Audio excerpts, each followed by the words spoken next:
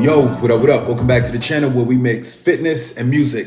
So in this one, I want to talk about fat burning zones. And before we dive into fat burning zones being good or bad, let's talk about what they are. So first things first, who's actually looking to achieve or get into these fat burning zones? Anybody looking to burn fat, whether you're looking to build muscle and burn fat, or you just want to lose weight and burn fat.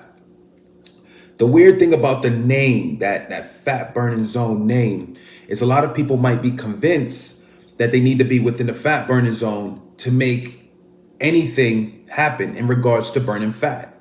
Now, you must have your body properly or readily available with calories and or whatever else, water, sleep, or whatever else is necessary. You must have that on point before you start to think or consider if your body's gonna burn fat. Okay, you can't approach a situation without prepping your body accordingly and expect it to do something that it just can't. All right, it needs certain things: carbs, protein, fat, sleep, water, low stress. All these things will help you to burn fat. When you go into a machine and you've had a bad diet, you've not been really consistently following your eating regimen, but you're kind of disregarding that because you can get into a fat burning zone.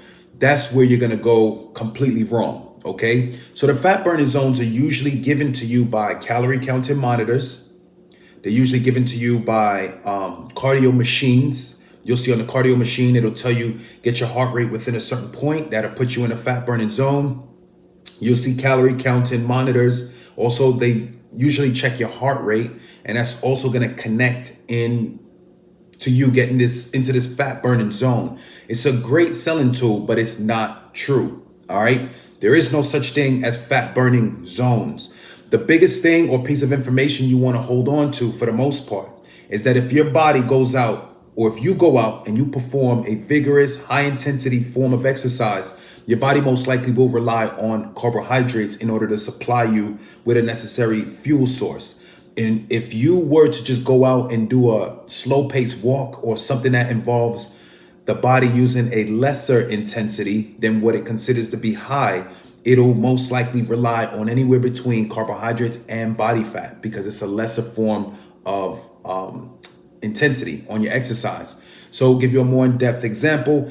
If I were to take off right now and sprint to the end of the parking lot, my body's not gonna look to body fat to supply me in that type of physical activity. It'll seek out a more richer source of fuel, which will most likely be your carbohydrates. All right. This is the biggest thing you need to know and be concerned with, because if you're trying to go into the gym and say, I'm disregarding anything that happened throughout the day or the week, I just need to make sure I'm within my fat burning zones, regardless of if you get into what you consider to be those fat burning zones, you still can't dial it in to a T in where your body and when your body's going to burn carbs, or where and when it's going to burn fat. There's some obvious places where you could go really, really fast, like a sprint, and it's clearly defined as carbohydrates being the source of fuel, or you could walk really, really slow. But usually in someone's physical activity, you'll find that they're going to want to fluctuate to increase stamina, increase endurance, make their body change overall. You're going to have to challenge the body. Challenging the body usually involves high intensity activity or something beyond that normal range that they consider that burns fat. So once you take it past that normal range, now it's getting tricky. All right, now you out there running, you're doing different things, and it's getting tricky as to if you're burning fat or burning carbs. Being that it's so tricky and very, very hard to figure out, people will convince you that calorie counting monitors will help you figure this out, which is not true. People are going to convince you that these cardio machines will help you to figure this out, which is not true. The best thing you can do is break down your workouts into a high intensity day, mild intensity day, and a low intensity day.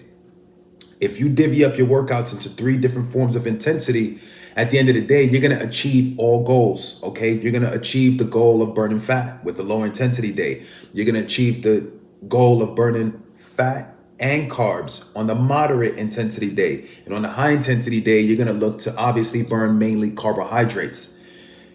And this is the way that you're going to have things dialed in, and they'll be more definite. Okay. If you get out there and you say, oh, I got to run a little slower, so I get in the fat burning zone, and you feel like you're not there yet, then you got to run a little faster. Then you got to run a little slower, and you're trying to trick your body into getting into this zone. The moment you hit that actual zone, the moment your intensity lifts up too much or you drop too low, according to these charts and data, you shift out of the zone. Okay, it's a game that they're playing. They're trying to give you a run for your money. They're selling you something that's going to help you stay within this zone. That zone is all a money selling tool. Okay, it's how they sell their calorie counting monitors. It's how they sell their cardio machines. It's a great feature when you have that on the side, and you could actually tell people, yo, check this out. I got something that's actually gonna calculate when you're in the fat burning zone, and that'll be where you want to be in order to reduce the most weight or burn the most body fat. If you're looking to burn body fat, I'm gonna tell you this right here. It is easier done outside of the gym. All right. If you come into the gym and you decide to burn, hey, I'm here in the gym to burn body fat. Yeah, you're going to be burning body fat for what? Questionably anywhere between 30 minutes to an hour. Whereas when you prep your body with the necessary workouts and the right type of eating, you will find that you will burn body fat 24 hours throughout the day. As long as your body is prepared accordingly, you're sitting within a caloric deficit, you're making sure your calories in match up with your calories out, and it's set up accordingly with your goals. Most likely in that case, you'll break off with weight loss, muscle build, and no type of crazy diet or routine that's going to have you quitting in a few weeks. Is something that you could easily manage and achieve. All right. So at the end of the day, there's no such thing as these fat burning zones that they're trying to tell you about.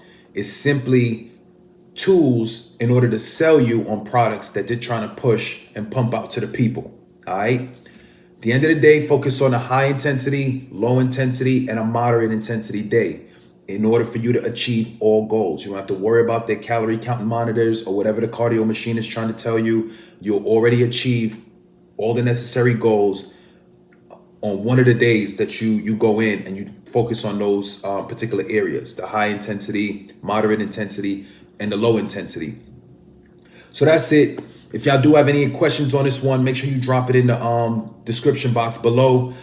Hopefully I answered any questions. If anybody was questioning, should they be in a fat burning zone, this, that, and the third? Again, they don't work. In order for you to target and burn the most body fat, follow a consistent eating regimen, follow a consistent routine or workout program, and what you're going to slowly but surely over time, if you stay consistent, you'll see the weight come off, you'll see your muscle build, as long as you're tracking and keeping up with your results. Let me get up off this one. Y'all know what it is. I'm out.